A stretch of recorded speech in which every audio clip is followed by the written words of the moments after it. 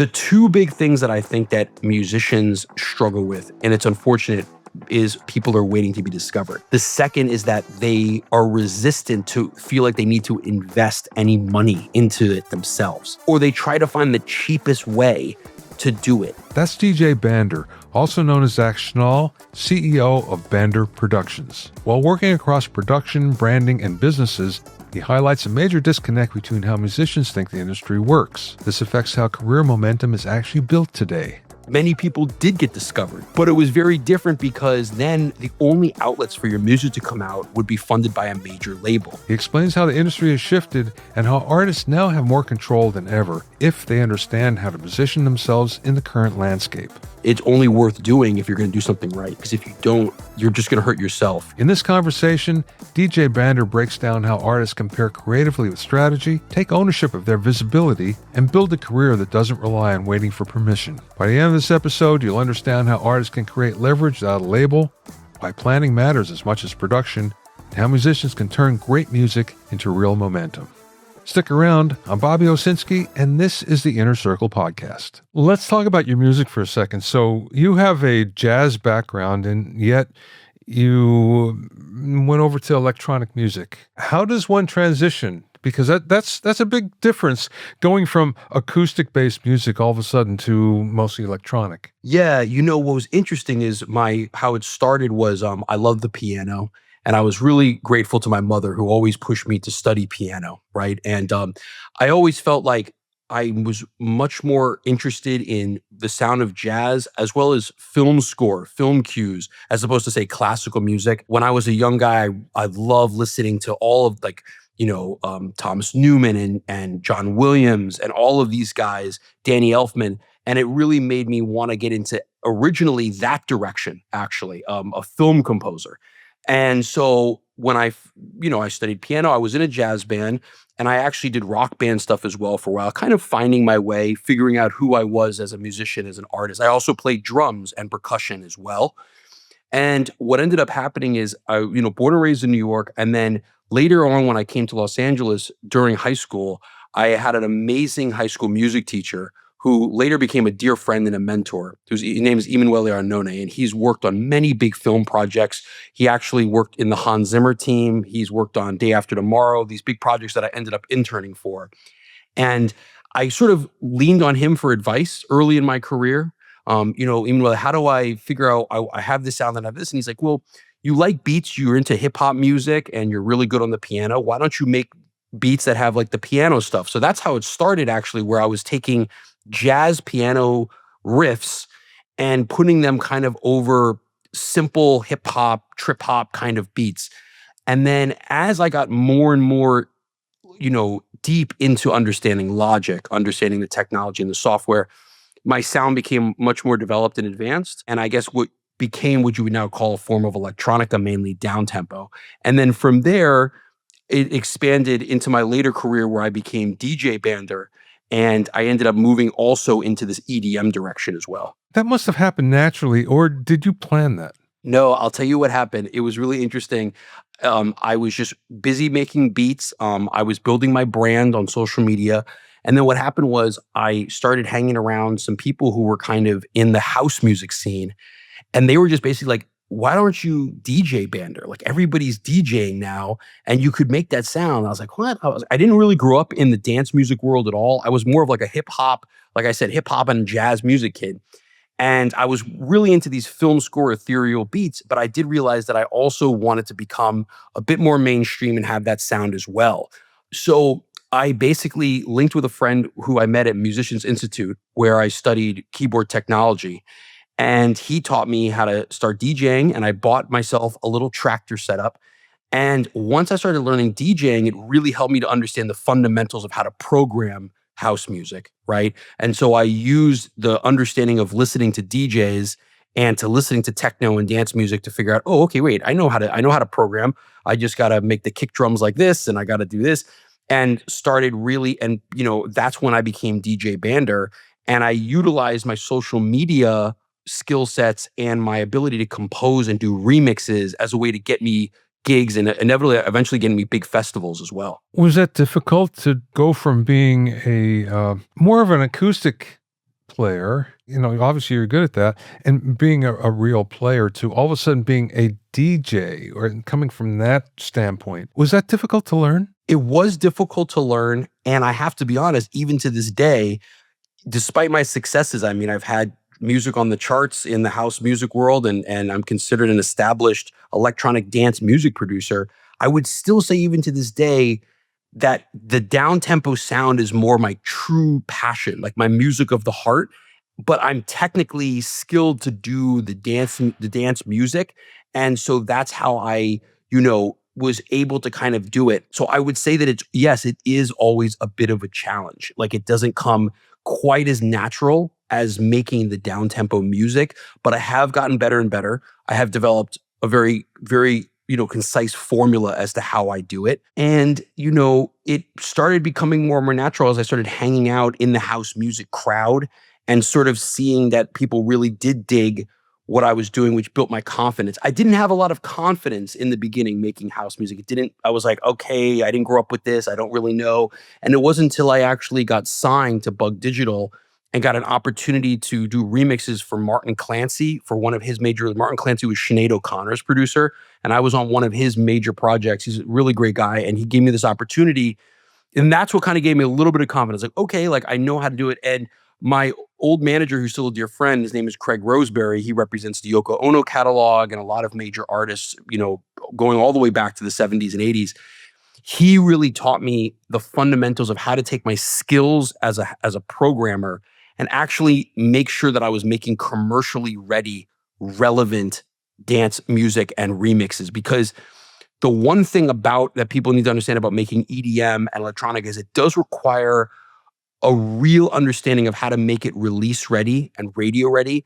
It's less forgiving in that sense to non-professionalism in the edits as opposed to down-tempo music, where like down-tempo, if the music is beautiful and creative, you can kind of just go on in this whole sort of thing, and it has like crescendos and breaks and drops, and people will love it as long as you love it.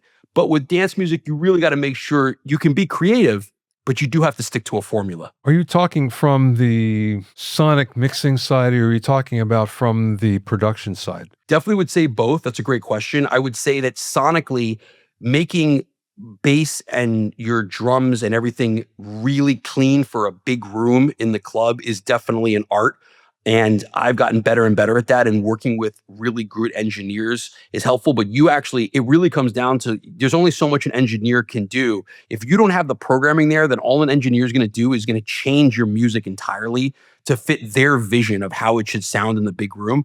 So it's really important for dance music producers to really know how to also be a good engineer. I mean, all producers need to know how to engineer, but especially if you're doing house music. But it definitely has to do with the editing. I was going up against guys who were so talented, who were older than me, and were just very serious programmers. And it's also about turnaround. So you might have a great track, but you just can't really get it to sit in the pocket and get it tight in the, say, 3 or 4 days that they want it turned around. And you're just not on the release. That's just it. And that's happened to me before. I was lucky though that this guy Craig, who I mentioned, who was my manager, he would really help me in the beginning and really got me to focus. And we would have these long, like 8, 9, 10-hour sessions straight where we would make sure that it was commercially lining up. So it's a combination of the mix, but then like making sure that, the track is concise. I've always felt that it was a format that, yes, you can have really long tracks and it actually behooved you to do that, but it doesn't sound like that's the case at all. It can only be like that if that's at the request of the label and that's the request of the artist and that's what they're looking for. So it really depends on who's on those releases with you. But that's why, of course, I love doing my own original music and my own original dance music, where, of course, you can kind of go as long as you really want, as long as it's structured. But it still is going to need concise structure. I call it edit justifications. So the longer a song is, the more the intricacies of the breaks and the development have to be to justify the listener to be engaged for that long. So it has to have length and with purpose. And that's why I love to study certain producers who have an incredible ability to have length with minimalism, like the Cascade remixes or Deadmau5, or these guys who are really good, having these club mix tracks. So when I move into other genres, which I often do because my following, my fans like my other stuff as well. It definitely is like when you go back to doing dance music, you gotta be like, okay, like it's time to get serious again. I think that dance music, EDM, is the hardest music to produce. It's just my opinion. It's funny when you're talking here, I'm thinking to myself, gee, this is really no different than pop or rock or whatever, where you have to keep, no matter how long it is, you have to keep the listener's attention. The form, the production, the ear candy that you're putting in is also important. Even if it's subtle, it's there and it's needed because you can't lose the audience, can't use the listener. With dance music, which is a little different than down tempo, the down tempo allows for much more originality in your composition, which is why it's one of my stronger suits because I have a lot of training in composition. Meaning, like, I'm never running out of melodies. I always have some new ideas. I find that down tempo is like very natural and flowing for me, and I can always come up with something. With EDM, I'm good at coming up with the melodies, but you're going up again. It comes back to like the competition is constantly doing many more advanced things, like how they're placing kick drums and the way that they're doing these breaks and the warping and all of these different maximizing technology and using AI warping and quick cuts and editing. And so if you're not on the cutting edge and you're not like super relevant sounding, no matter how like beautiful the music kind of sounds, you have to be careful because it's really easy to sound dated, right?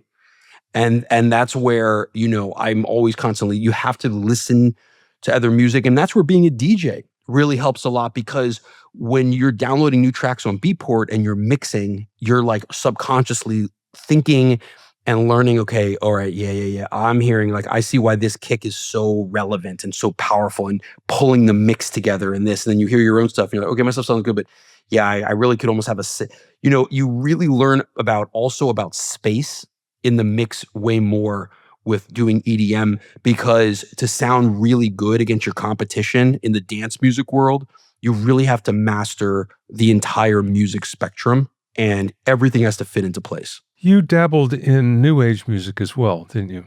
Yes, when I was a child, my father would bring me to see Kitaro at Radio City Music Hall. Not sure if you'd remember Oh, Kitaro. I do. Yeah, of course. But we love I have a deep love and passion for new age, for ambient. I'm a big fan of Helios. They're really talented artists that I listen to, and I love doing that kind of stuff because again, I focus on music licensing, TV music as well.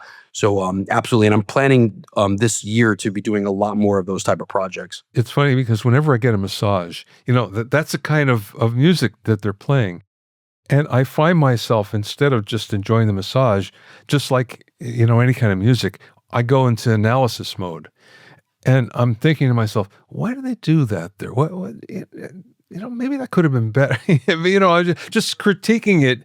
And it turns out that you would think this would be an easy genre to do, and it's nowhere close to do well, just like everything else, I guess. What's interesting is that new age kind of like back in the day was sort of the genre name for what I consider to be now the current relevant down tempo. And new age has kind of become spa, which is different. Spa to me is like these repetitive, they're beautiful pieces of music, but they're kind of simplified. And the design is to almost have like a hypnotic effect.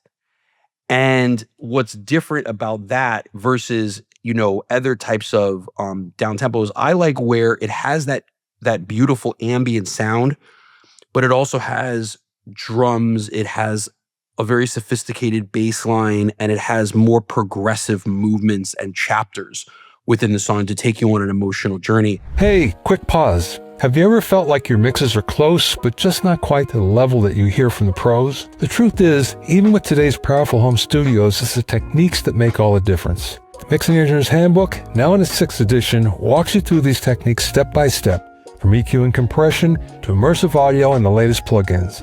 You'll also hear directly from some of the world's top mixers through exclusive interviews and bonus content. If you want your mixes to sound polished and professional no matter what setup you're working on, scan the QR code on screen or click the link in the show notes. Now, back to the conversation. You mentioned before about how you had a particular affinity for social media and doing well on social. Is that how all that started for you? Social media came a little bit later. I had a business background and I studied finance and real estate, and all those sort of things have been really always of interest to mine. What I sort of did is when I first started my recording business and Banner Production started early on, I was mainly just selling beats and doing engineering. And I was very successful, and I kind of tapped into a marketplace. This is when I was kind of my earlier years in Los Angeles, when people didn't really have access to that kind of studios and equipment and didn't really know how to utilize it and market themselves in that way. So I did very well and built a lot of capital with my engineering business. And what I did is I started to invest that money. For some of it went into real estate, some of it went into running lots of ads, as well as basically investing in all the things that are important to build the brand out. So press, building my social media following, investing in, SoundCloud and ads on Spotify. And that really helped a lot, to sort of develop that. And then, yeah, over time, what I started realizing is that my brand sort of became, instead of just being the composer, producer, sort of like rapper artist guy, I started being like, wait, maybe I should showcase more of everything about who I am, which is this finance business guy who's also a trained musician composer. And so over time, it continues to evolve even to this day, what DJ Banner and the brand really is. But it's basically, it's become more of a mogul, business entrepreneur, producer brand now. Whenever you talk about branding, their eyes glaze over. They just can't get their arms around it, even though it's super important for them. I mean, it's the key to their success, really. How do you get around that? It's a great question. And, by the way, at Banner Productions, we help more than just musicians and artists now. We develop all types of brands and businesses, including podcasts and different types of entrepreneurs and influencers. But with musicians, it's often a struggle. I try to start when I meet a new client and work with a client and explaining to them my own story and explaining to them that everything that I offer with our company, all of our services, it's all things that I've invested in myself. And I never push anything or recommend any service that I don't invest into myself and that I don't know works. Because if it doesn't work for me and I don't think that it makes sense, there's no way I'm gonna try to sell it for somebody else or help somebody else with it. The two big things that I think that musicians struggle with, and it's unfortunate, is one is they feel a sense of like, I'm just gonna be discovered. Like my music's great, and I'm just one song away, meeting one person away. And, in the past, there was some truth in that. Many people did get discovered. In fact, I love listening to like classic rock and music from the 50s and 60s. I'm a big fan of that. Grew up listening to that with my mother. Many of those artists were discovered. But it was very different because then the only outlets for your music to come out would be funded by a major label. And now I'm sure, as you know, it's very, very different. Now the labels, they want to see that you're already basically on the 80-yard line, that you've got views, that you've got real listens, you've got real people checking in. It's a two-part problem. The first is what I just said, is that people are waiting to be discovered. The second is that they are resistant to feel like they need to invest any money into it themselves. And either it's, listen, it's a tough economy right now, so I understand it's really difficult. Sometimes people just don't have the money to invest, but a lot of times they do. And they just choose not to. I don't like using the word cheap, but it's kind of like they just feel like, why should I have to put money into my brand? Like I just should just put it out and people should get it. Or they try to find the cheapest way to do it. And what I've realized is that actually it's the musicians that really take that seriously. Like their music could be like a B, but when it comes to their business mechanics and their willingness to just invest in themselves and they put that at an A, it'll be like all of a sudden that B music is what people are listening to when they're on because it's just exposed to it. So there's a lot of talent out there, but they have to go about it the right way. And people have different strategies for that. But investing in your brand and taking your brand seriously and actually having a comprehensive plan and an effective game plan is super important. They make the music, but yet have no plan afterwards. One of the big problems that, there's great music out there that we're not being exposed to and probably never will. Even in the acting world, I just saw a great interview with Bryan Cranston. I'm a big fan of Breaking Bad. And he talks about it. He's like, I don't think I'm any better than the rest of these actors. It's just that like my grind, I worked so hard endlessly. And look, his career really took off with this huge role far later in his life. And it's really similar with a lot of these musicians. It's just like what you're saying is the problem is that it's true. They're passionate. They're all about the creative. But the problem with that is not only do they struggle to actually get their music onto a more mainstream level, but even if they do, let's say they do get somebody to invest in them or they use their own money and they get a big feature. A lot of times what happens is they putter out or they don't know how to manage their money. So one thing that I try to do, even when I'm just like a friend of some of these artists, is also like teach them about money management, financial management. That's another huge issue. And it's something that's really missing from the music community because they don't understand the deals. They don't understand what it is. They think they're getting like a big advance and they don't realize it's all debt. These guys are really getting themselves in a lot of trouble. So I feel like my mission, something that's important to me is to use my blessings of my education around finance to try to relate and to help music clients because I can talk to them in a way where it's like, look, I'm also an artist. I totally understand your passion, but you also have to think about these things in a bigger way because if you don't, you're just going to hurt yourself, And it's like, it's only worth doing if you're going to do something right. That's how I look at it. You just said that you work with podcasters and influencers.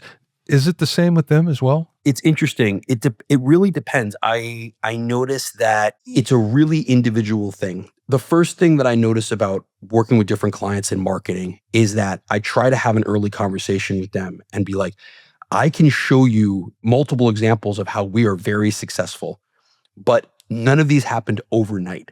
These were people who were willing to commit monthly stipend of their money to build their brand. And then 6 months, a year, 18 months, 2 years plus later, now they have something really cool to show for it. There's two issues dealing with marketing clients. One is that they have a very short timeline. They see a brand like mine and they're like, they do it for like 2 months and they're like, I'm not a DJ bander. Like I don't have all this engagement and like all these people saying, it's like, yeah, I've been doing this for like 15 years. Okay. Plus like working on my brand. That's one thing. They don't really want to do enough work on their end.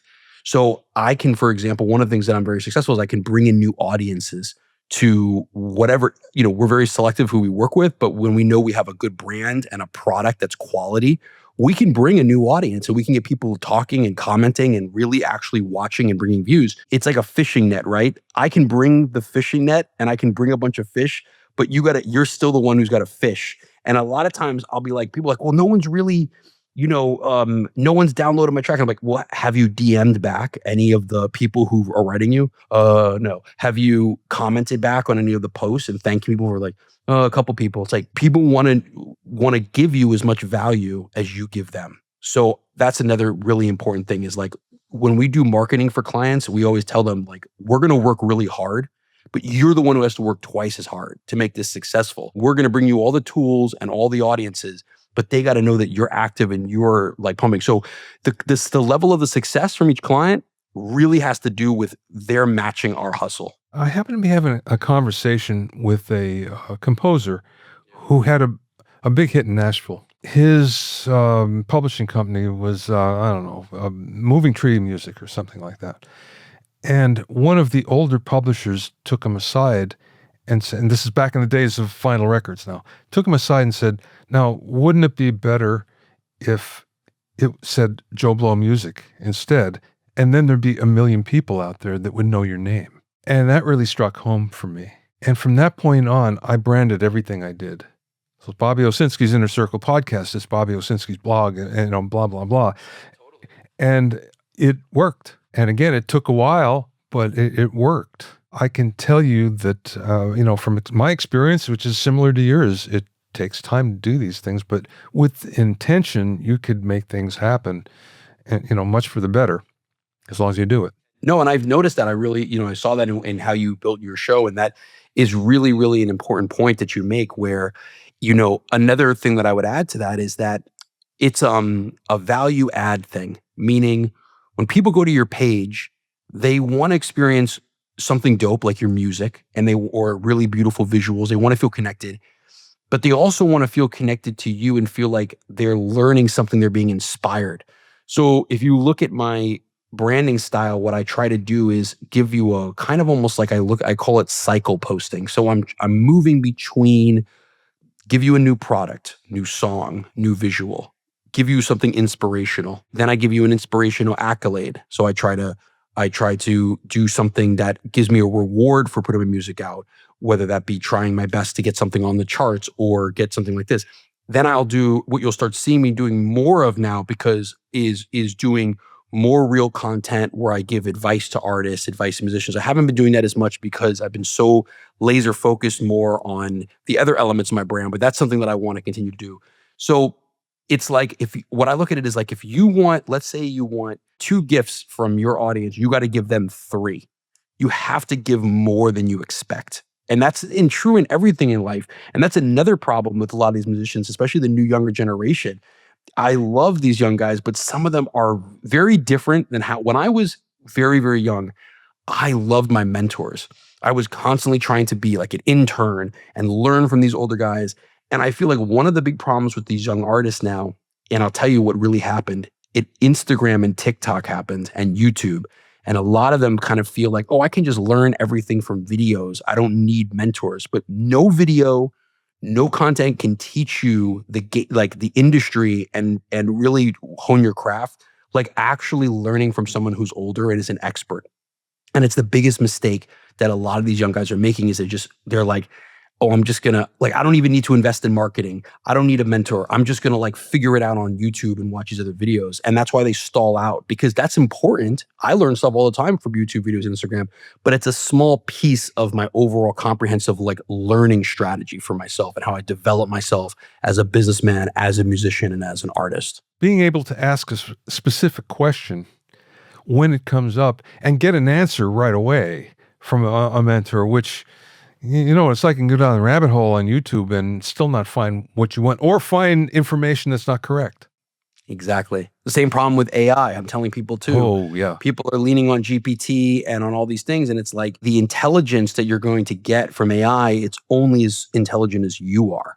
And people are mistaking these AI programs as a cheat code to get out of the way of actually doing marketing or actually properly mastering their music or all these different things. And it's just not going to work. You have to still, the AI and those sort of things can be a bonus on top of it, but your core fundamentals of everything you're doing have to be professional. What's the best piece of advice that maybe somebody imparted to you, like a mentor, or maybe you learned yourself along the way?